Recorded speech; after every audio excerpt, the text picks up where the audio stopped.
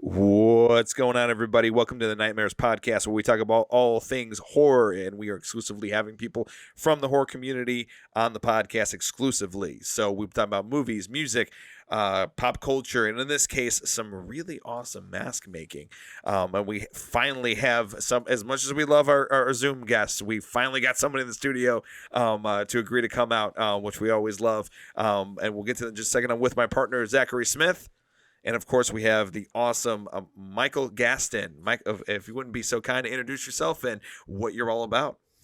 Well, my name's Mike. I'm just another part of the horror community. I guess you could say I'm a spawn. I'm the product of being made to watch A Nightmare on Elm Street at 3 years old, and in the 80s. I was born in 1981. I guess the next day I chased my brother around the house with steak knives taped to my fingers. I don't remember. I'm not going to confirm nor deny that happening.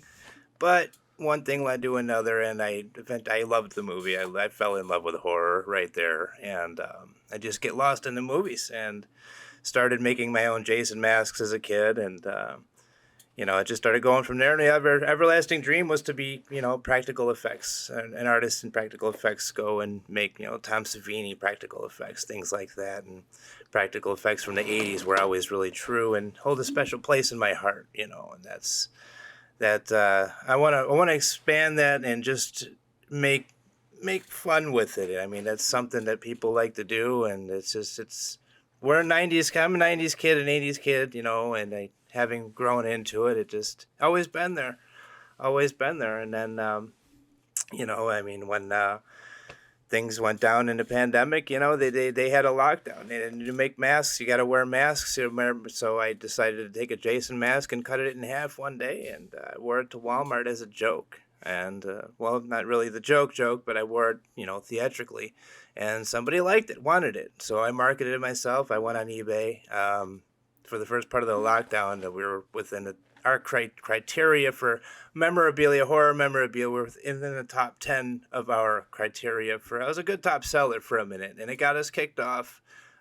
Decided to go on Facebook marketing and Instagram, and started focusing on who, what, where, who likes the horror stuff, getting out into the horror community. So I just started making stuff, and people liked it. So one thing led to another, and we got sales. And I just like my artwork being worn practically. So that, to me, as an artist, is priceless, more than any artist could ask for. You're wearing my art on your face. You're walking around, you don't get more representation than your face. People are tattooing their faces, their bodies. They're making their symbols. They're who they are, what they are. So why not accentuate from that? That's why, being a nerd, a horror nerd, and a sci-fi nerd, I grew up with Star Wars and Transformers and Predator movies and things like that. So, I'm big into that, and it's all a big mash in my head. So why not make a multiverse of Jason? You see a lot of artists making Jason masks. They make. It's a hot commodity. You see many different types of Jason masks everywhere, but for me as an artist, I like to, but in a different multiverse. What if Jason did this? What if this happened? Or not everybody likes Jason, so not even everybody that likes Jason will like the masks if you find something that they like and apply it into the mask. So I'm yakking away, but that's me, and I just love art. And hey, whack away, brother. The name of your company is I've written on a bunch of this merch that's right here. But if you wouldn't mind telling the good people the name of your organization. At 1428 Nightmare Studios. We are nationwide. I have a mask in every state and Canada. Multiple masks in every state in Canada. I actually have residuals and customers that come back, but it's all about the artwork. It's if you put out a good product, you put out your artwork, and sharing the same love that the others that you find in the community that love the same thing. It's all great and fun. So that's awesome, man. That's awesome. So, we have a tradition on Nightmares Podcast, and you kind of already, skipped a little bit ahead, which is great. Is when did horror enter your life, and when did the bloody journey start? But you said you were watching Friday the 13th at the age of 2. So I'm curious how that all went down. Were your parents fans of horror movies, or how did that all, work in? Well, I was one of those kids that didn't wear knee pads and rode their BMXs outside and used to make their own their own ramps and go into your dad's toolbox and then he'd yell at you for using his tools. But hey, look, I made a ramp. I skinned my knee, but I had a lot of fun doing it. Being that kind of kid, I just, kind of threw in gun ho at it, and just rolled with it. Nice, nice. So obviously the journey started with Friday the 13th, but as you were growing up, what are some other things that kind of came into play? As it always starts as like a one type of movie, but it eventually builds into a fandom. So Sure. when did that fandom start to really take hold from a an overall horror perspective? I think for me it was watching Up All Night with Gilbert Godfrey on USA, and watching Up All Night with Rhonda or whoever would be, Joe Bob Briggs. I'd watch Joe Bob Briggs with my dad. He'd be sitting there with a Pabst Blue Ribbon, and we'd watch old Mad Max would come on, or something that Texas Chainsaw Massacre would come on. And I got sucked into it, fell in love with it immediately. So I guess you could say, being the 80s kid in that rough area, my parents allowed that horror movie genre into my life. Introduced me to Terminator. I'm watching Terminator at 3 or 4 years old. I'm like, this is scary, but I love it. And it terrified the hell out of me, watching the endoskeleton in the end when Linda Hamilton's getting chased after Reese is getting blown. Oh my God, that's a lot for a kid to have to wrap their head around at a very young age. So I love that you had a similar upbringing to Zach. Zach was running the whole gamut, just the same. Yeah, I was raised on Schwarzenegger and Yep. Pinhead, Hellraiser. Like, Oh, yeah. Predator is my religion. It's serious business. The dude's got a giant like predator thing above his bed. So I mean, like it's all predator. It's business. It's all business. Which is fantastic. Was your family a big horror fans as well? Like, or did you just kind of just rock it solo? How did that work out? you could say I'm the oddball of the bunch, but my parents weren't really like, hey, do this, or they didn't have like a poster of some horror movie. They weren't really into that. They were your average everyday mom and pop. They would work, they'd come home, we would watch the news, we would do dinners, but then on Friday nights we would go to the movie stores and we would rent our VHSs, and we would go and get a couple of love stories for mom. We'd get Speed or something, Keanu Reeves, and then we'd get like Terminator, just because the old copies that we would have would be worn out, so we would need a new version. So we would always watch a variety of stuff. So there was never no this or that. But I mean, they were Trekkies. They loved the Star Trek genre. I grew up and I love Star Trek, but I love Star Wars. I'm more of a Star Wars fan, but I love sci-fi and I love the horror. So I guess we've had it all at the same time, kind of a mix of everything. It was no just horror. I just kind of developed it on my own. I guess you could thank my brother. I have an older brother that made me watch the movie, and maybe I just I had been traumatized or something and thought I was Freddy for a minute. I don't know. I think a lot of people of that same era, did the same thing of having the butter knives and pretending they were Freddy. It's definitely a popular thing that we hear about. And then as you grew up, I'm sure that you found some other horror movies yourself and started to develop a fandom. Were you you joked about being part of that generation, that skinned your knees and everything else. Were you the big blockbuster guy as well, walking into them and discovering new stuff based on the artwork? Well, my neighbors and I growing up, we would always play games, pretend I'm Jason, you're a counselor, we're going to chase each other around, and we're going to pretend like you're dead when I stab at you. And we're 11, 12 years old, and we just got done watching Jean-Claude Van Damme movies and, watching this and that, and we're going to go out. So it was welcomed in that community, but I didn't know anybody else like me that liked to watch these movies on such a level and build the masks or make something cool, or make a horror corpse or something for Halloween. And just, why are you putting so much time in it? Because I love it. It's fun. It's the gore or the element of horror, I guess. So Halloween was big. It was a pretty decent deal. Halloween was a big deal. Halloween was always good and big in the family. Christmas was my mom's favorite, of course, but Halloween was always decorated with your cheesy vampires in the windows, and the jack-o'-lanterns that are in your front door and things like that. So it was always welcomed. Nice. Very picturesque. Picturesque. That's the word I was. You know what I'm talking about? Oh, With yeah. those cheesy ghosts, and you get the ghost, the vampire, and then yeah. you get a witch. And Yeah, absolutely. they come in like a 3-pack, sometimes cardboard. Cardboard. It's amazing what you do with cutouts and a little bit of light. That's all you need. That's awesome though. Normal kids are playing cops and robbers and freeze tag. You're playing let's me play Jason and you play the camp counselor. Yeah, I was a weirdo like that. My friends would get together, want to play tackle outside. I'm like, let's play tackle. Only I'm gonna have a machete in my hand or something, like a fake machete, and I'm gonna have a mask on. And you guys can run. You know. That sounds like a lot of fun. I was never into sports. I got into sports as a kid. I did a lot of running. I love to watch certain sports. I like motocross. I like that kind of sports. I'm not into football, any of that. So for me, horror is my sport. So you're left to your own devices and everything else. And actually, too, is I know that for us, for Zach and me, a big part of horror was all the video games growing up too. Like that was a big deal. The Resident Evils and the Turroks and all that stuff as well. So that was a huge part. I got into a fist fight with somebody over Twisted Metal 2 my sophomore year in high school because he had it. I knew he had it, and I loved the game so much. My friends and I would play it for weekends straight. I would learn every single code. I mean, this is a PlayStation 1. We're ripping it up. I mean, Twister, Spectre, and everybody's Sweet Tooth, and it's just, I loved the game so much, and I'll admit I got into a fist fight over that game because my passion was so deep into that genre. Did somebody beat you in the game, or what happened? No, he had my game, and he wouldn't give it back to me. He had the physical disc, and I wanted it returned. So we literally got it. I got suspended from school for it. I feel if anybody would have stole my games, I would have beat the shit out of them too. Yeah. Games were my life as a kid. That's what we had. We didn't have our cell phones. We didn't have what a lot of kids have today. We had what we held dear: our Game Boys, our Game Gears.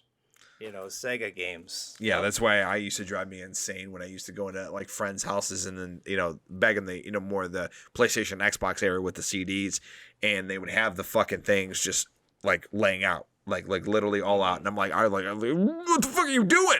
Put it back in its case. It's gonna get scratched. Wait, what's the matter with you? And they're like, man, or whatever. And I'm like, I hate you so much. Yeah. Stop doing that. Those things are worth $50 or $60, and that was in 1999 and 2000. Yeah. So get your shit together, bro. I have an unopened Aliens vs Predator before they made any of the movies, and they had their highlight of their toy line back in there, and I have the alien and the Predator with the alien, and he's kind of doing this, and then the Predator.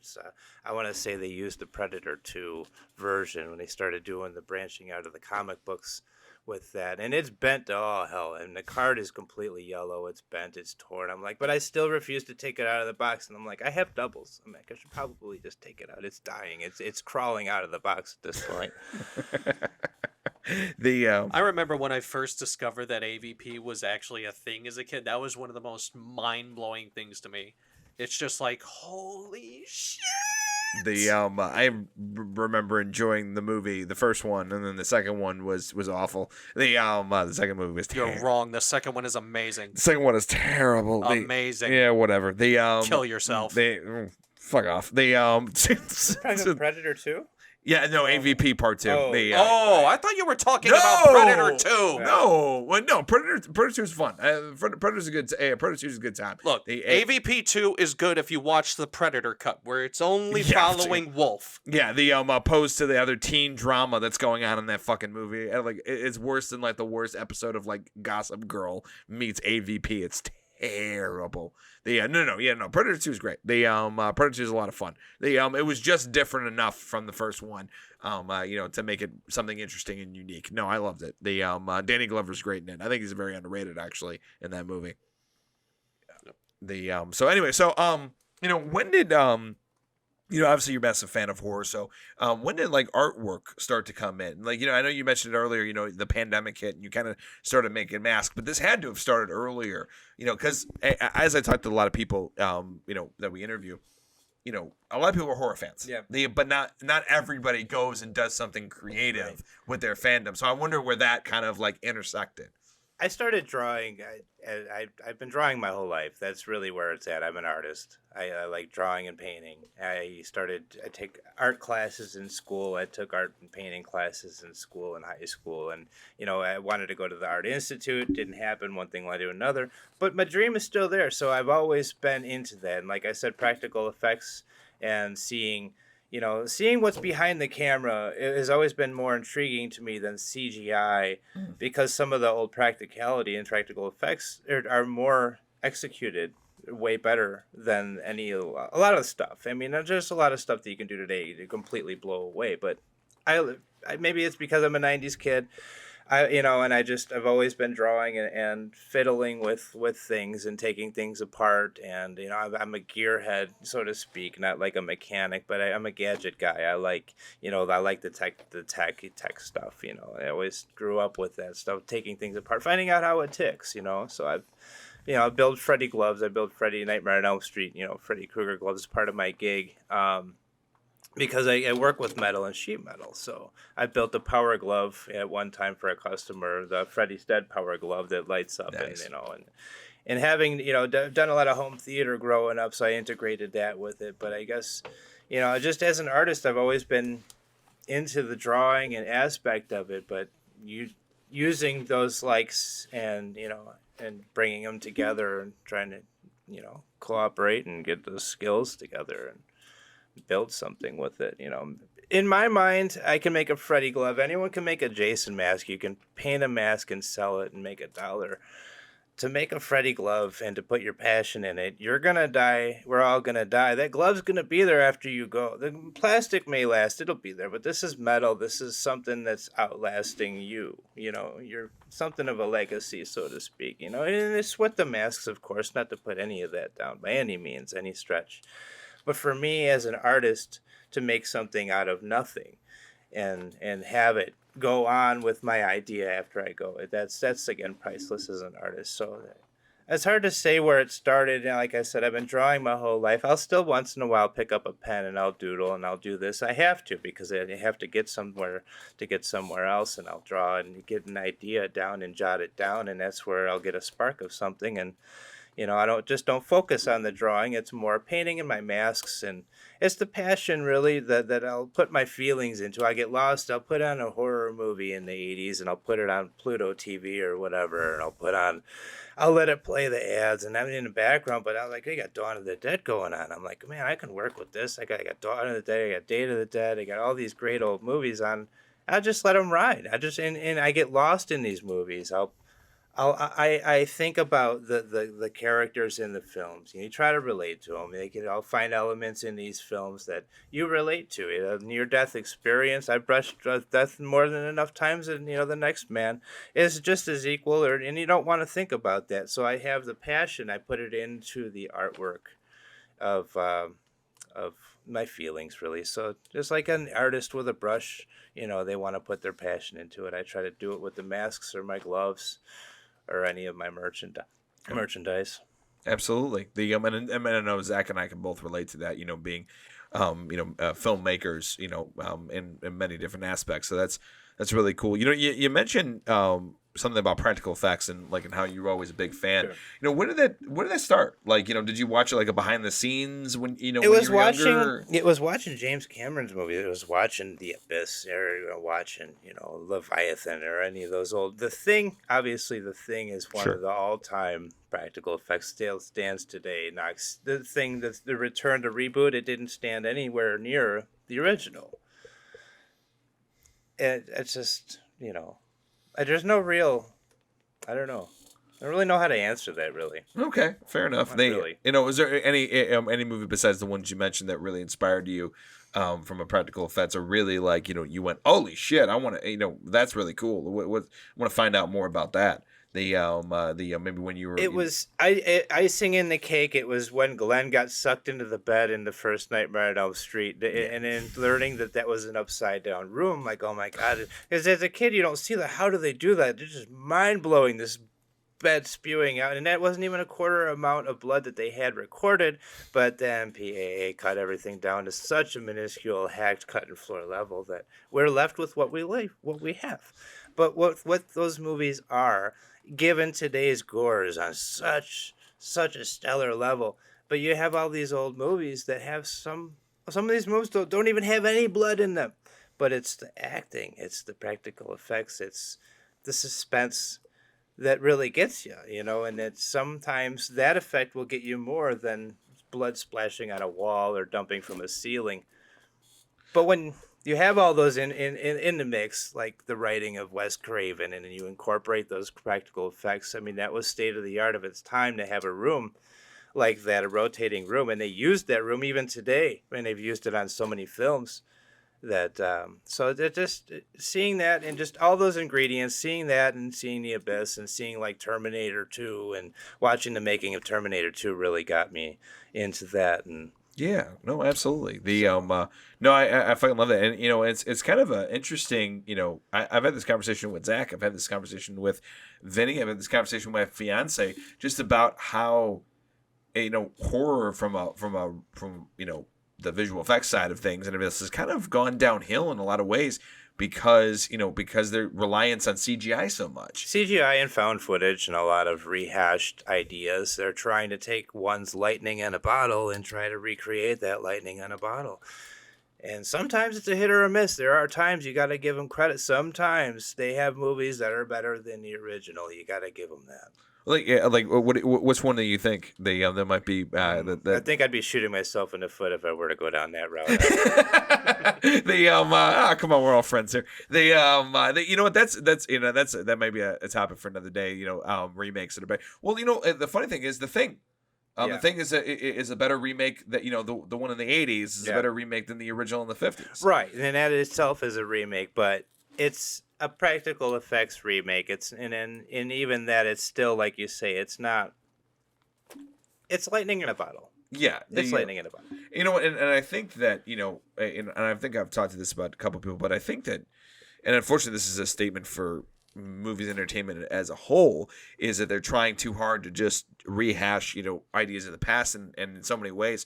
Horror is the last line of defense against a decaying culture. Yeah. The you know, the recent evidence is Terrifier. Yeah. And also some great stuff that's coming out of other countries right now. The you know, so it's nice that this genre is fighting to not make it all rehash. It has its examples, trust me. Mm-hmm. But even the ones that are rehash, I mean, the most recent Halloween was actually very good. It was a rehash, but it was still very enjoyable. We can throw Halloween into there from your previous question. I mean, seeing the scenes and all the suspenseful scenes and the approaching of Laurie and just where Michael came from and the shape that didn't even have a Michael name until the second film. They didn't even address him, and it was just the shape.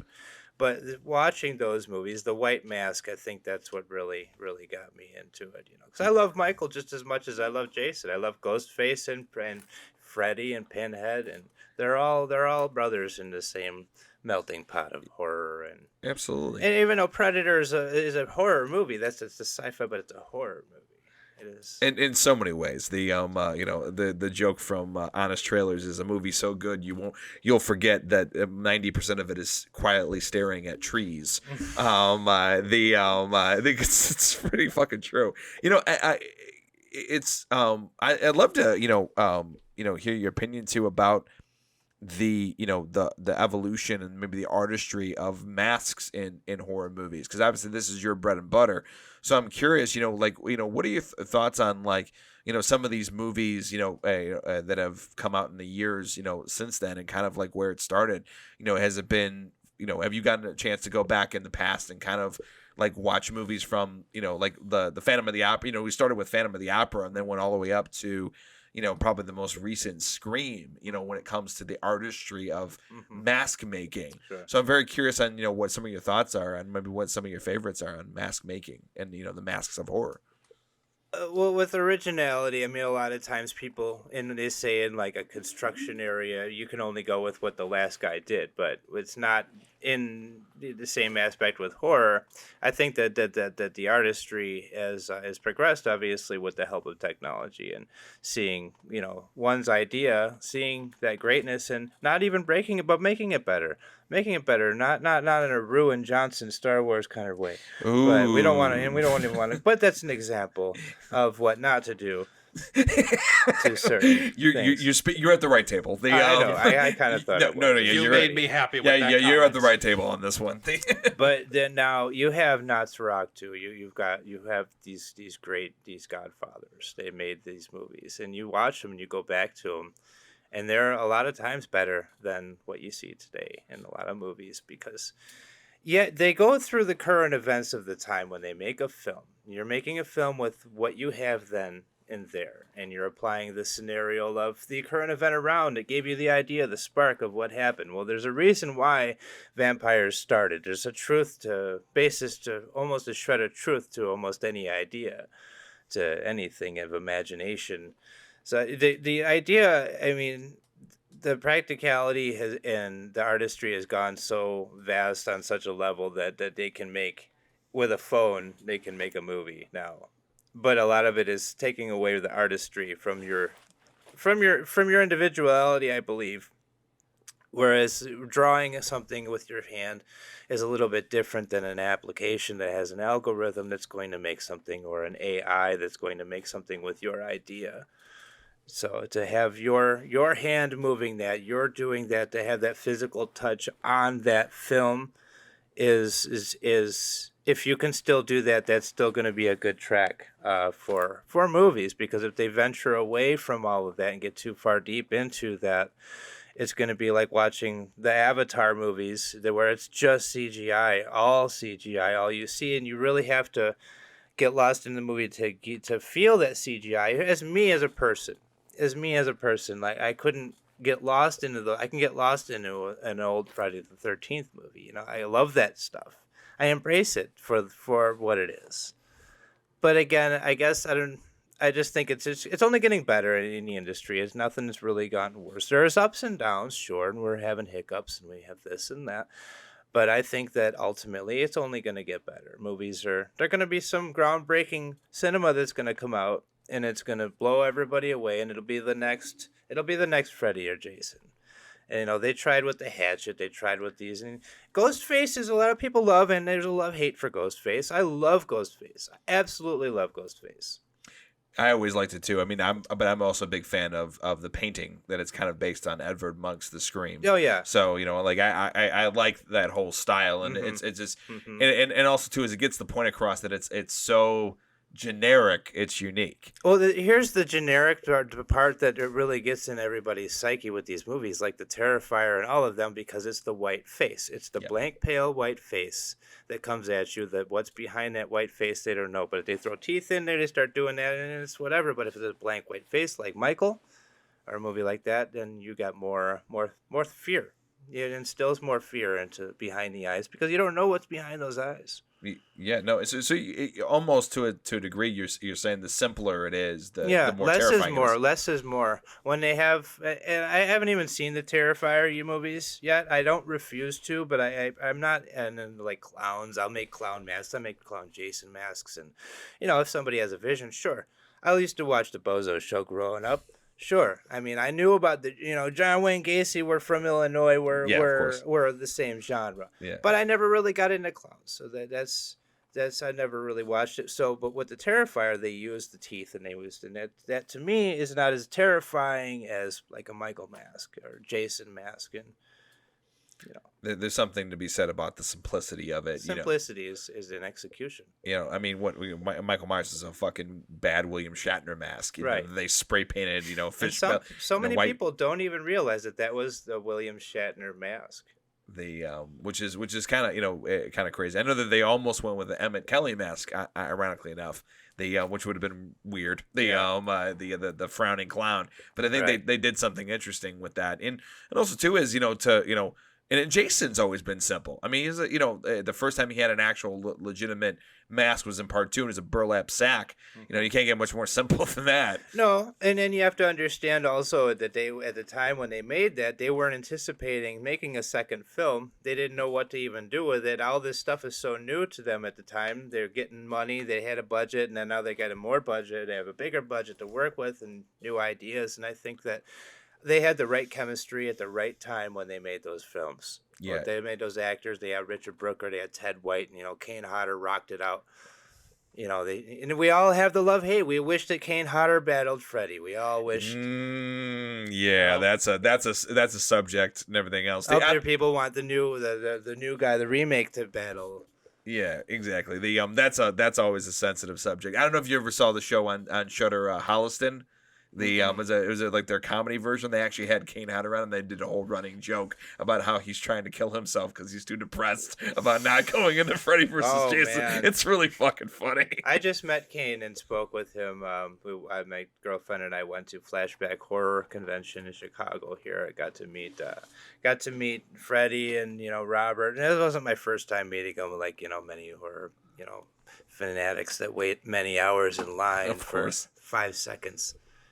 But it was a lot of fun when I spoke with Kane. Though he's telling me about how Seven was his favorite, and nice. And whatnot, and then but I'm going to get my photo shoot with Freddie, with Robert Englund, and then Ken.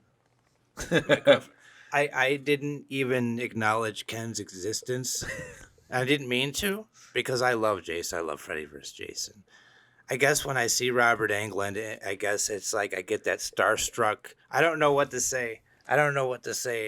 So I kind of walked up and I did my thing. I'm like, hey, he's like, I'm like, do you want to clash gloves?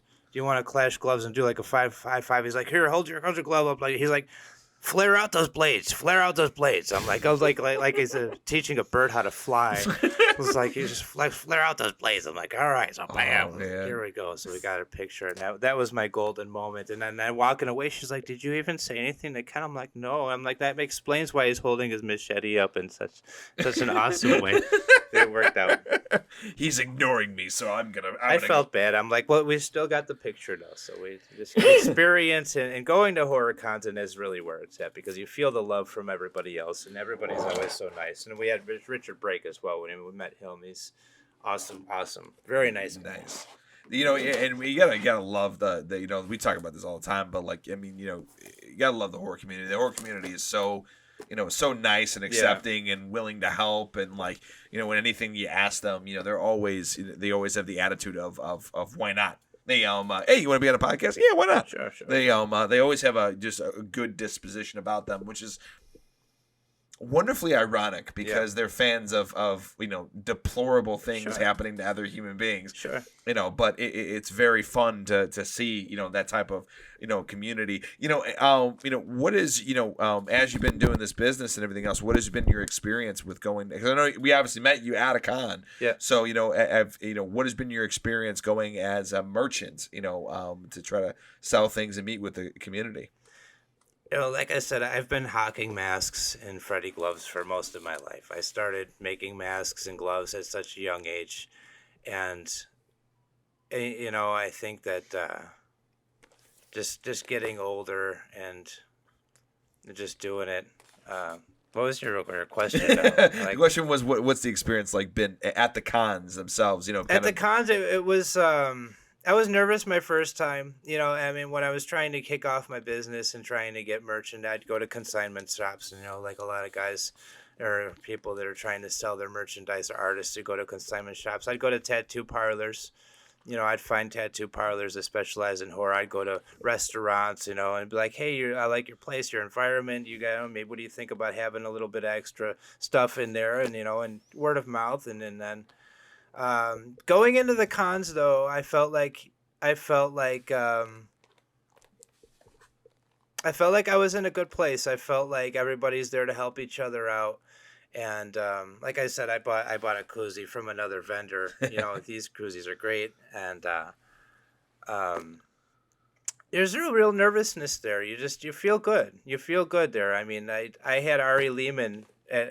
He was at the con. When we were at, I think, where you were there, is that con? Yes, I believe so. Yes, we stayed and watched the first Jason show, and he was such a nice guy, and just seeing my merch, like, this is you, like, you're the first Jason, this is you, and that to me was priceless to meet him. But being at cons, it's I don't know what to say. It's a lot of fun. It's just a lot of fun to get involved with it, and just to do it to it. And time flies while you're there, plan on getting a table maybe at Flashback next year or for some other year. I mean, I've been trying to do it, or hit or miss, or don't really have enough product, or whatever happens. But I find little venues or find what I find, and I'll bring what I have and go from there. Just trying to get my name out there, really, and just expand my love and share my love for horror with whomever.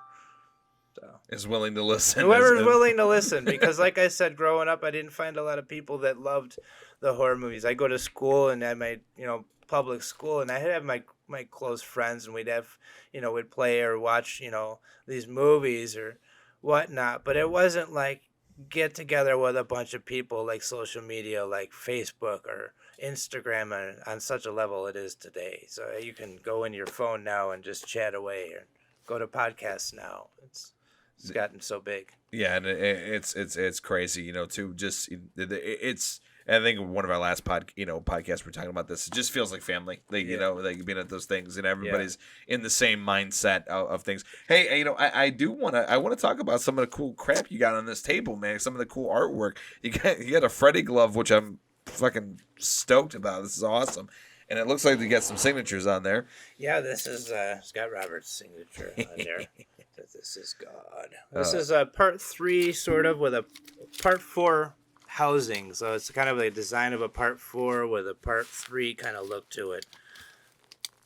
Can't really say to what's what movie, because each movie had different looks, and then they started getting bigger as the movies progressed. The original one, they had a small glove. Second one, they used the same glove, and then it got stolen. A lot of people know that story. And then in part 3, they wanted a bigger glove with shorter fingers, and then 4 and so forth. But I like to do, my own thing. This is my take on Freddy gloves, and I use real knives. These are steak knives, and I grind them down, and they're braised on there, so it's not like they're soldered. I use a high temperature braising and silver braising, so they'll last a while. They make the clicky sounds. And you scrape them on glass, it'll make the scrapey sound. It'll make the most frightening sound in the world. And that's having the practicality, behind the artistry. Is you can sit there, and people just sit there and play with them. It's a novelty piece. It's a conversational piece. It's like the documentary For the Love of the Glove, if you've ever heard of it. I have heard of it. I haven't had a chance to see it though. Yeah, it's a great. I think it's Robert Englund that even says it. That or somebody else, but he says seamless piece of celluloid in its timing for its 80s genre, and we are living in that time, and I feel honored to be a part of this genre in this time in our lives, to have a touch on it. It's a great feeling to be a part of. Yeah, the ability to be a part of a greater community and give a contribution is really fucking cool. I like that. We do events. We do as many events as we can. Like my significant other works at a motorcycle shop, so we do a lot of community events for them. We do like trunk or treating, when I would hand out candy and represent my business, and I'd put up my stand with my business behind it, and I'd bring a couple masks and I'd give a couple away and whatnot. But we like to engage in community events as much as possible. Nice. Fundraisers and whatnot. If there's a fundraiser, we'll make a mask and donate it for it, and proceeds go to the good cause, so it's all good. Nice. Horror for charity. You got the box. The Hellraiser box is 3D printed. The Lamenka 3D configuration. Yes. So you did start getting into 3D printing. Well, I am a vendor. I actually take these. I have another vendor where I get these from. Okay. But they are 3D printed, and you could actually put something in the inside. Ooh. You could stash something in there, use it as a stash box or your keys or whatnot. But I like to sit there, and as a kid, we always wanted one that worked or did something. So I found one that actually separated, and you can play with it. And there's now, oh my God, I just opened up the box. Oh shit! But they go for $50, and they're pretty hard. Like, I've had this one for a few years now, so I've never broken it. This is my girlfriend won't let me get rid of this one. Is that printed on PLA? I'm not sure what it's printed on. This is hard. It's hard. But it's Zach, you can pick it up. It's okay. It's okay. He's a little scared to pick it up right now. I don't want to take anything without asking for it. Yeah, no, this feels nice, sturdy, and everything. I wonder what his print method was. It is scale 1:1. Scale is 3x3x3 dimensions. Same with my tattoo. I have the Hellraiser tattoo. Oh, very nice. The box. They actually used the box for the stenciling for the work on it. And they got Freddy versus Jason going on. Of course. Dude, that's a great sleeve. But thank you. Is it the entire arm? Yeah, no, it's half the arm. But I'm gonna get Michael and Ghostface and go on with that. But I love the Lamont configuration. I wish they would have made, that Freddy vs. Jason should have opened up in hell with Pinhead talking to them. We can all dream. We can all dream. We can all dream. I know all the different versions that were supposed to be. It was supposed to be in the same universe. I do know that they had a whole scene worked out where Freddy and Jason were in hell. Yeah. And they were in a boxing ring, and then I think Ted Bundy was the referee. Mm-hmm. Like there was a whole idea, and then also Freddy pissing into the Holy Grail was one thing, and then also too, the one I loved that would have been real interesting was that Freddy went back in time and banged Jason's mom and became Jason's father. Now that's classic. Yeah. That's taking it home right there. And more ways than one. More ways than one. What else you got? You got a whole box of goodies. I have stuff. I have this is actually I do burlap masks as well. Nice. This is my my Sam, my version of like a Sam. This is like a what if Sam. I watched Trick or Treat for the first time. You got Sam right behind you, actually. For the first time, and the Sam unmasked when he looked as a kid, and I just I like Tim Burton stuff, that was always inspiration. H.R. Geiger was always inspiration for me as well, and I got some burlap, and I figured why not expand it? Why not do more than just Jason masks? So I have a mold, and I have a bunch of burlap, and there's some artist glue, and I'm still working on different types of versions. I've sold a few of them, and I have a few different versions. So this is actually an idea from somebody too. So nice. Yeah, that looks great. Yeah, that does look great. Burlap's always really cool and interesting to work with. This is like a Black Panther kind of. Yeah, absolutely. Demonic Black Panther, so to speak. It's not really what I was going for. Really good take. When I make my masks, I don't go in with an intention unless it's driven with a vision from somebody. If I know what I'm going into, I will let the mask build itself. So I'll literally take my mold and I'll throw it on there and just start messing with it. Most of the time I'll have an idea and a basis, but I'll just wing it, and I'll rivet them together as well, and they stick together. Nice. So your process is a little bit more, unless it's a specific request from a client. Right. It's a little bit more of an organic kind of feel. It kind of builds itself. I need to go with what it's going for. The same with the Jason masks. If somebody has a really large head, I have to work with that. I have to have a really small head, and I've done that because during the pandemic and lockdown, I started making Jason masks, half masks. So I have a lot of Nintendo Jason masks, and then I've got the part 4, the final chapter. This is my mask, and I end up using, but and then you get visions like I got part 8 neon, part 8 with D-rings, and then like a jack-o'-lantern. Here's the Jack-O' Jason, Nice. And these are all just visions. They just build themselves. And same with the gloves. Even the Freddy gloves, they'll build themselves. I go with the person. I try to tailor it to the person for their mask or their glove or, the costume or whatever they're trying to go for. Nice. I know, Zach, what Friday the 13th is your favorite? Part 7 is my favorite. 7's your favorite. Yeah. I like 7. 7 was my favorite growing up. That was, that was the introduction of Kane, really, and it was one of the best versions of Jason that you could really get. Oh, dude, Kane Hodder, dude, is one of the best, man. It always will be. What else you got? You got a lot of cool stuff here. Yeah, I have some full size, your Nintendo mask, a couple different versions of it. You got one with the axe mark coming out, and then I got this one, kind of a Freddy vs. Jason. I did last night, actually. Let me say this. All of this. That one's got. It's awesome. They fucking A, man. I love it. It's awesome. So here's the thing. Here's my story with my Chinese hawks and my replica hawks. I do replica molds. While you're in replica, you can use replica in the terms as an artist if you think about it with certain things, because in each movie there was no same mask in the whole movie. They used 20 different masks. They got stunt masks. They got this and that. So you can replicate it to what it looks like in the movie. You can absolutely do that just by showing here's this and there's that. But you're not trying to replicate it to a T. You're using, this is inspired of and this is replicated. So what I make are replications of my inspired versions. I'm not replicating the film. I'm not trying to make something that was screen used. This is how it appeared on the screen in certain aspects, whether your TV's brightness was turned up or contrast or whatever darkness. It's how I make it. If it's how I saw it in the movie, this is the way it appears to be. So, and I'll incorporate that with the what if stuff. So. Nice. So I'm assuming too you do requests. I do requests. I do all kinds of requests, and that's most of the masks. Well, a lot of the masks that I have, and even the burlap, were all driven by customers' visions. I did a lot of blood splatter. I still do a lot of blood splatter, special effects, blood paint that doesn't dry, it stays wet looking. And when on eBay during the height of it, I'd get a lot of EMTs. And a lot of postal workers that want blood splatter on their masks. The postal workers want to go to house. They're wearing blood splattered masks.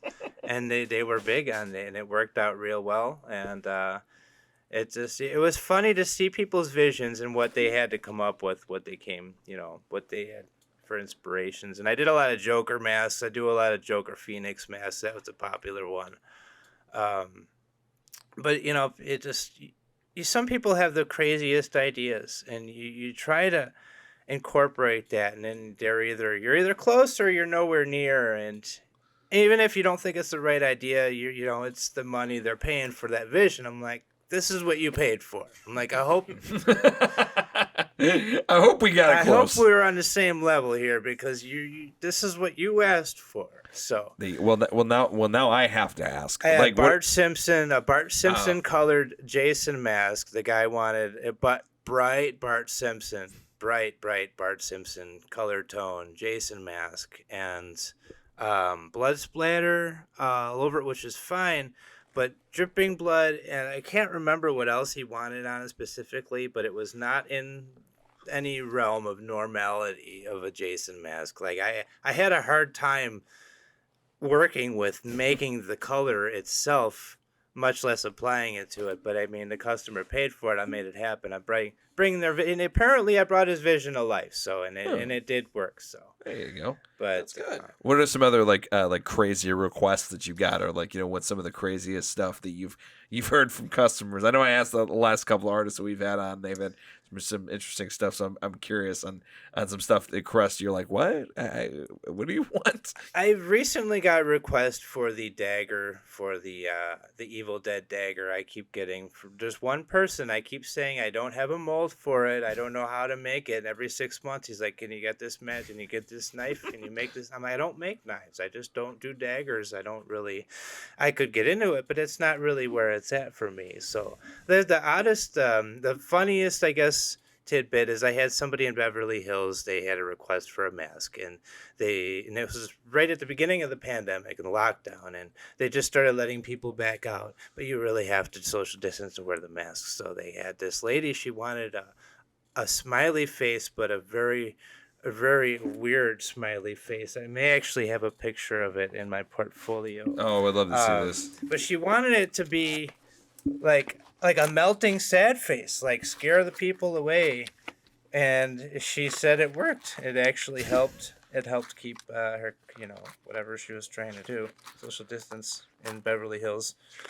Yeah, so her goal was to scare the shit out of people, which she succeeded. Yeah, and here's the thing is I'm a weirdo. So I get people that want masks that are like just dripping with ooze, that they're glowing in the dark.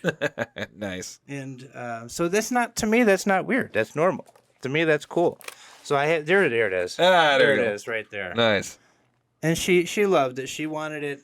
She's like, just make a smiley face, just kind of weird. It's kind of like I'm like, okay. So and then it was work. That was her thing. So we've I really couldn't say what's weird, because I mean I get clown masks that I make. I've done this is my first Joker mask that I ever made, and it's not quite this kind of Joker, but he wanted ha ha. So I mean, I guess people wanting the writing all over it was kind of I didn't really want to put writing on a mask or anything, but we do a lot of any customer request anything to paint their. This is a hydro dipped one that I did. I actually did a Oh, nice. hydro dipped a mask, messing around with. But we did. This is a Peppa Pig mask that somebody wanted. That's awesome. Peppa Pig. But here's the Bart Simpson. This is kind of as close to a Bart Simpson. That's interesting. But and then a peppermint. This is a hot seller on the website. People, That's Valentine's Day. It's the Bloody Valentine and the Nice. peppermint mask, And then I started messing around with metallics, and these are actually the first couple that I ever made, and it was back in 2019 of the half masks, and then I did a couple of other ones, and people get some ideas, and you see a million different types of Jason masks, and there's a million people out there that do what I do. You can make it, and I like to put my passion into it, just like most of any artist, and try to make it the last. Now, my thing is, I ordered 500 Chinese masks in 2019 from an Alibaba site, and they were not delivered to my house. They were actually delivered to Chicago in multiple locations. I never got them. They got shipped to another area, and they were good quality. They were good quality masks. So I had to haggle with the merchant. I got it taken care of, but I had to change vendors. I had to wait a long period of time, and the masks that I did get were not the same quality. So I had to go with what I had. So I'm stuck with 500 masks that I can't even return, that are not of the quality, and from because I went and made my decision of purchasing, and you can get good masks that are outsourced. You can, and they were supposed to be 80 or 100 gram, which is the weight. Is you want the thickness, you want good thick Jason masks. You don't want something real thin you can fold in your pocket. So I had to try to send them back, and then he refunded me, and then I got it taken care of, but. At that point, it just kind of put me in a rut to where I got all these orders, and now I have all these masks I have to make. So I had to go and I buy a bunch of different masks, and I'm trying to whip them together. So then finally we're back to where we are now, and today, and I just do the full masks. I do the half masks, and then also to make hands similar to like skull. This is a Dollar Tree skull. This was a Dollar Tree skull, and I made these hands out of popsicle sticks. So not even that. This is straws. That's and awesome. Cat food container. Oh, nice. Cat food container. My fiance loves to do that too. She outfits a lot of things from the Dollar Tree, and it makes them cool. But this is trash that I took that it cost $1, and then the eyeballs I got from Dollar Tree, and I just shoved them in. I shoved them from the inside, and I used expanded foam on the inside, and then a little bit of the special effects paint. So I sell these as well, and these I just have them for the options. And then my next thing I'm going to be working on are face huggers from Alien, the HR guy, the face huggers, because I can make these hands. Why not be able to make something that has the tail portion? Yeah, I love that. That's going to be awesome. Yeah, though, that's absolutely going to be awesome. I had a question too. Is what do you think is like something that is misunderstood about about the art of making masks? That most people from the general public come to you or other people you talk to. That that you're like, no, that's not how it works, or anything of that nature. Strangely, I don't really think that I have a problem with that, because most of the people that ever really contact me for a mask or work, they know what they're getting themselves into, they know what they're looking for, and I just try to hear them out. They see what I have to offer, and if I have it, then cool. If they want something tweaked, I can make that happen, and otherwise, I don't think that's I never really had a problem with it. They know what they want. I mean, outside of, you get the oddballs once in a while that just want ha-ha on the face, just ha-ha, and they just want to say ha-ha on their face, and that's it. And I'm like, okay, I'll do that, but that's what you want. I'm not going to argue with you. I'm like, if that's your vision, man, I encourage you to do your vision. If you got a quality, just like Doug Bradley says, in Hellraiser, if you have a quality and love that quality, I live on those lines. It's lines of those movies that are inspiration. You think about that stuff, these are qualities of people, and It's just lines like that, one-liners, get to the chopper. They just stick with you for your life. They help you. Oh yeah, I've come here to chew bubblegum and kick ass. Yeah, I'm all and out I'm all of out of bubble bubblegum. Yeah, we just talked about that. But it's cool. It's cool how you've transitioned, from being a horror fan to an artist, and really trying to put your staple on the horror community and the horror genre as a whole.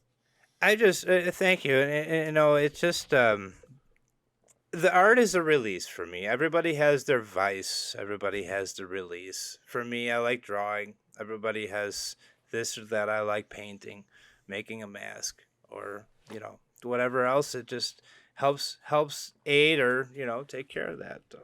Nice. And I'm sure it's been very appreciative to go to the cons and go to other things and go on podcasts and be like, oh my god, you guys like my shit.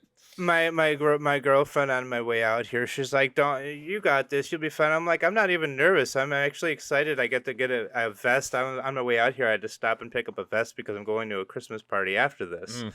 But I'm like, I'm not even. I'm cool. I'm like, I'm excited to meet these guys. We're gonna have a lot of fun. I watch their videos, and I'm hanging out with people that love the same thing that I do. So it's embracing, and that to me is cool. That's living. That's living is hanging out with people that share the same love that you do, and that's just a great thing. Dude, thank you very much. That means a lot. Yeah, we appreciate it. Yeah. Zach, funny enough, Zach and I we're talking and everything else, and we put a lot of work into these podcasts, and it's funny, like we'll go a day, a couple weeks, and we'd be like, oh man, this is not working, this is exhausting, this is not, and then like the entire day we've had nothing but amazing guests. You get that writer's block, or that whatever they call it for the artist, or whatever genre or niche you chose. You make that yours, and that's everybody gets that, and you need that little kick once in a while, because I'll get somewhere, I'm like, I don't even know what to do on this mask, I don't know what else to do on this mask, or this glove. And then you get that writer's block or whatever, but you get that motivation and you snap out of it and you're like, boom. And then you get that fire, and it just keeps going. And I'm so glad we have a community that constantly just re-adds to the fire. It makes things so much easier. They have that new Friday the 13th movie coming, or what is that, the new Peacock series coming out, the prequel. Yeah, I have concerns. I just found out about it, so I'm kind of.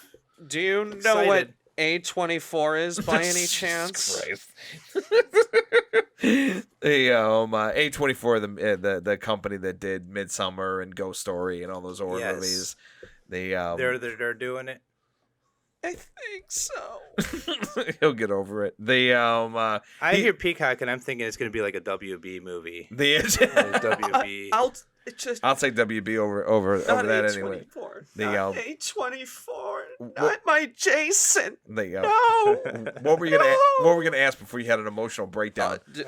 I don't even know. Just that. It's about the horror community. What? Exactly. Oh, okay. Shit. Sorry about that. Yeah, no, essentially, like, editing these podcasts week to week to week can get draining. But again, it's just like when we record them and we meet people like you, or just meet new people who are just like us, it's like, bam, that spark. It's a rallying that fire. cry. It's revitalizing. It's great. And it's the community that keeps me going. It really is. It's kind of why it was really hard to answer if you could ask me like how I feel about cons when I go to cons when I'm selling my merch. For me, it's like show and tell, and like you said, it's pumping. It's revitalizing. You got an extra life. You just took a life token on a video game or something. Yeah. You got that energy, and you feel that energy. And when we were at Flashback, I'm literally standing 10 feet from Lance Henriksen.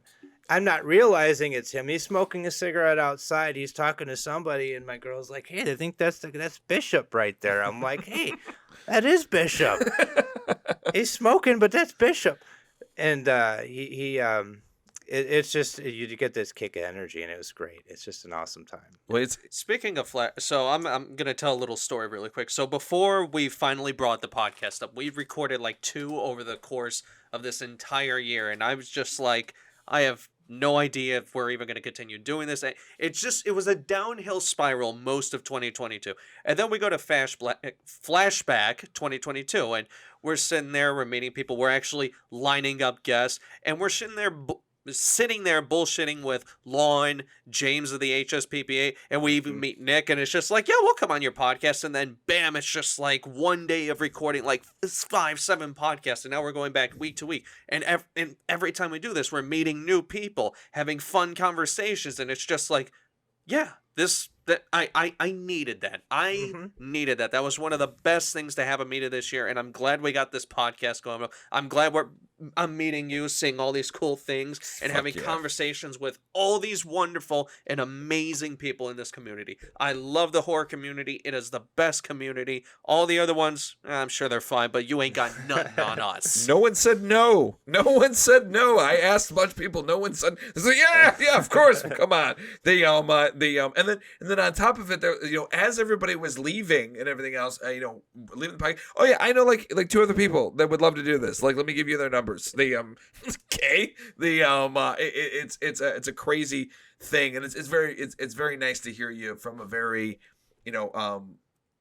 uplifting sense for you to be like, yeah, it's like going home. It's like going to It summer really camp. is. In my mind, like I said, my girl's like, oh, you got this. I'm like, I'm literally just going to go and talk and hang out. Like, we're just going to hang out. We're going to talk about stuff that I make, and that to me is awesome, is I don't want to hoop and holler about myself because I'm not that kind of guy.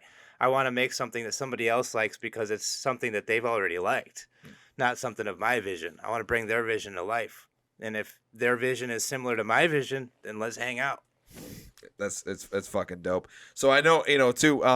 So I know that we do have to keep time about you getting to a party. So I'm gonna wrap this up with I always do a question of the podcast. Sure. If you got to the end of the podcast, I'm sure you're familiar with it.